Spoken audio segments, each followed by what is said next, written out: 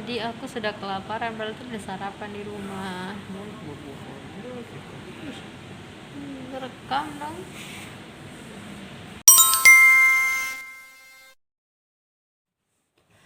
Assalamualaikum warahmatullahi wabarakatuh. Hai teman-teman pejuang dua garis, kembali lagi di channel YouTube aku, Vivi.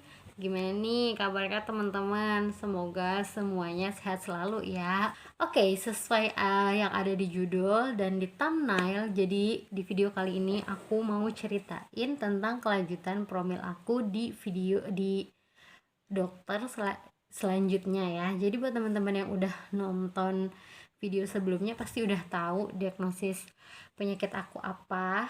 Bukan penyakit sih, nggak bisa sebut penyakit juga. Diagnosis dokter sebelumnya apa dan alasan aku untuk dirujuk ke dokter selanjutnya itu apa. Dan akhirnya finally alhamdulillah setelah 1 bulan menunggu kurang lebih, akhirnya aku dihubungi oleh admin dokter hebat yang aku udah tunggu-tunggu selama ini. Jadi aku langsung aja mulai ceritanya ya. Nah, setelah malamnya dapat WA konfirmasi untuk waktu kedatangan, paginya kita langsung meluncur ke rumah sakit. Dan kita datangnya memang sengaja lebih awal dari jam yang ditentukan, karena ini pertama kali aku datang ke sini, jadi aku belum tahu prosedurnya seperti apa. Jadi untuk jaga-jaga kita datang lebih awal, dan memang ternyata nggak pakai registrasi umum, kita langsung diarahkan ke ruangan dokternya. Dan alhamdulillahnya kita datangnya pagi banget, jadi dapat antrian nomor kedua. Alhamdulillah nggak nunggu lama. Terus pas datang langsung disuruh ngisi data diri gitu. Terus aku diperiksa tekanan darahnya, berat badannya, dan data-data lainnya. Nah, sekali lagi aku mohon maaf banget karena di dalam ruangan dokternya sendiri aku sama sekali nggak ngambil gambar ataupun video karena demi privasi dokternya dan juga privasi aku. Jadi aku memang memutuskan untuk tidak mengambil video apa-apa, dan sekarang aku mau jelasin apa aja yang dokter bilang ke aku. Jadi waktu masuk ke ruangan dokter, biasa lah ya, ditanya umur, kemudian ditanya gejalanya seperti apa, kemudian dilihatlah surat rujukannya, kemudian kita ngobrol-ngobrol sebentar, dan akhirnya memang sejak awal perawatnya dari luar ruangan itu bilang sama aku kalau memang akan dilakukan prosedur USG transvaginal, jadi udah siap dan udah nggak terlalu kaget lagi karena ini kali kedua. Terus setelah itu memang yang aku lihat, yang aku perhatiin adalah alat yang digunakan oleh dokter yang ini uh, lebih canggih daripada alat yang dokter sebelumnya. Jadi pas dilihat di USG itu bisa lebih kelihatan detail apa aja yang ada di rahim aku gitu. Dan ternyata setelah di USG, ternyata polip-polip yang diklaim oleh dokterku yang pertama itu benar adanya di serviks, dan ternyata polipnya juga ada di rahim beserta ada beberapa miom. Jadi memang prosedur yang tepat seperti kata dokterku yang sebelumnya adalah histeroskopi. Kemudian setelah itu dilihatlah ovarium sebelah kiri dan ovarium sebelah kanan. Itu memang kelihatan telurnya kecil-kecil, bukan kecil-kecil lagi, sangat-sangat kecil dan banyak gitu. Akhirnya setelah di USG transvaginal, kemudian dilihat pembuluh darahnya, ternyata di serviks aku tuh terjadi erosi, makanya sering terjadi keputihan dan flek-flek gitu. Ternyata penyebabnya dari itu guys, kata dokternya.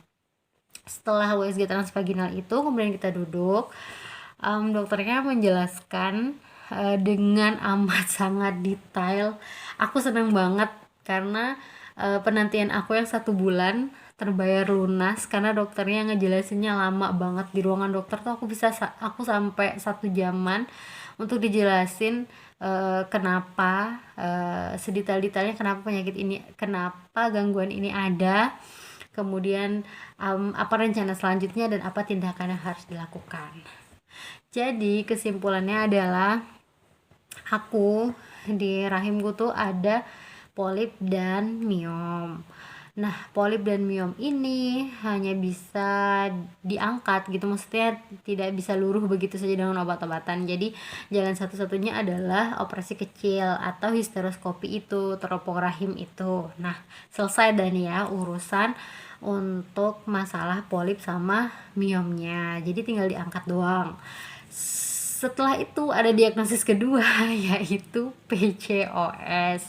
Jadi saya dokternya ngejelasin panjang kali lebar sebenarnya PCOS itu apa dan bagaimana terjadinya. So setelah itu dokter bilang kalau memang sel telur aku tuh kecil-kecil dan amat sangat tidak baik untuk tempat untuk apa namanya, terjadinya pembuahan gitu, dan rahim aku tuh berantakan gitu, jadi harus dirapihin. Jadi sebenarnya selama setahun aku nikah tuh aku pernah 2 kali kayak keluar sesuatu gitu yang aku pikir seperti darah menggumpal, yang aku pikir cuma mens biasa, tapi ternyata kata dokter bisa jadi itu adalah keguguran yang tidak disadari karena uh, embrionya nggak bisa nempel di dinding rahim karena ada miom dan polip itu. Jadi memang miom dan polipnya harus segera dihilangkan. Kemudian untuk PCOS-nya ini uh, sebenarnya gimana ya, dokter bilang kalau untuk polip dan miom beliau bisa bantu, tapi kalau untuk PCOS ini dia nggak bisa bantu karena yang bisa mengurangi sindrom ini adalah cuman diri aku sendiri, dari usaha aku sendiri gitu. Jadi kata beliau lini pertamanya adalah olahraga, lini keduanya adalah diet, dan lini ketiganya adalah obat-obatan. Nah, kalau misalnya nggak bisa lini pertama, bisa coba lini kedua. Kalau misalnya nggak bisa lini kedua, berarti harus coba lini pertama. Jadi kalau nggak bisa olahraga, silakan diet yang ketat, kata dokternya. Tapi kalau misalnya nggak mau diet yang ketat, silakan olahraga yang ketat kayak gitu. Tapi alangkah lebih bagusnya kalau dua-duanya dijalankan kayak gitu, kata dokternya. Kemudian aku dikasih obat itu cuma ada satu macam, yaitu ini metformin. Betul banget seperti video yang aku lihat di penderita PCOS lainnya, mereka minum metformin karena katanya aku insulinnya tidak bekerja gitu. Jadi ada tapi tidak bekerja, jadi mengalami yang namanya resistensi insulin kayak gitu guys. Penyakit PCOS ini kata dokternya bisa karena 2 faktor. Yang pertama karena keturunan, yang kedua karena lifestyle, atau bisa jadi karena keduanya gitu. Dan I don't know kelanjutannya kayak gimana, tapi alhamdulillahnya sudah ada rencana ke depannya seperti apa dan harusnya seperti apa gitu. Jadi dokternya juga menjelaskan apa saja makanan yang pantang, apa saja yang tidak boleh, kemudian apa saja yang boleh, apa yang harus dilakukan dan lain sebagainya. Aku benar-benar puas banget, sepuas-puasnya dengan konsultasi kali ini gitu. Nah, untuk jadwal histeroskopinya aku belum tahu karena pandemi dan PPKM yang sedang berlaku sekarang. Jadi masih belum tahu kapan bisa dilakukan histeroskopi karena pihak rumah sakitnya sendiri pun belum mengizinkan untuk dilakukannya operasi gitu. Jadi sementara kata dokter yang bisa dilakukan adalah sambil menunggu jadwal histeroskopinya, yang bisa dilakukan adalah diet dan olahraga. Aku berencana untuk melakukan keduanya setelah diskusi sama suami. Akhirnya memang kami berencana untuk melakukan dua-duanya, diet dan olahraga secara berbarengan yang ketat dan teratur, which is aku doang sebenarnya. Suami hanya sebagai supporting system dan pengingat aja. Jadi mulai besok bakalan diet. Jadi nggak cuma sekedar wacana doang ya, diet mulai besok, diet mulai besok. Padahal ya aku kan nggak tahu sih ya untuk ukuran aku gemuk atau enggak, nggak tahu. Tapi kata dokter, diet kali ini bukan untuk menurunkan berat badan, tapi untuk menyeimbangkan hormon. Jadi untuk para penderita PCOS itu berat badannya memang cepat naik tapi susah turun. Jadi dokter bilang jangan kaget kalau misalnya sudah diet sebulan full dengan ketat tapi berat badannya turunnya cuma sedikit, karena memang itu normal karena pengaruh hormon gitu. Jadi aku sedikit lebih tenang. Jadi kalau misalnya berat badannya turun dikit ada alasan gitu ya ke suami. Tadi kira aku cheating atau apa gitu. Apalagi ya selanjutnya. Oh ya, gimana promil di masa pandemi? Eh, Promil di masa pandemi rasanya campur aduk karena banyak yang harus tertunda, banyak protokol kesehatan yang harus dipenuhi dan memang agak ribet gitu. Termasuk PPKM. Kalau aku kan sebenarnya rumahku tuh di kabupaten yang berbeda dengan rumah sakit ya, karena rumah sakitnya ada di kota. Dan untuk ke rumah sakit tuh butuh waktu yang lama dan ketemu penyekatan gitu. Jadi harus punya surat vaksin dan harus pakai masker. Oleh karena itu, alhamdulillahnya aku sudah vaksin guys. Jadi kata dokter yang sebelumnya, yang tepat aku konsul pertama kali itu, kalau mau promil harus diselesaikan dulu vaksinnya. Jadi alhamdulillahnya selama menunggu 1 bulan yang dokter kedua ini aku vaksin dan aku sudah vaksin. Yeay. Promilnya agak ruwet ya karena banyak yang harus dipenuhi. Kemudian itu tadi histeroskopnya nggak bisa cepat karena pihak rumah sakit tidak mengizinkan, juga karena tingginya kasus COVID akhir-akhir ini sampai pemerintah melakukan PPKM. Well, okay. Jadi ya mau gimana lagi.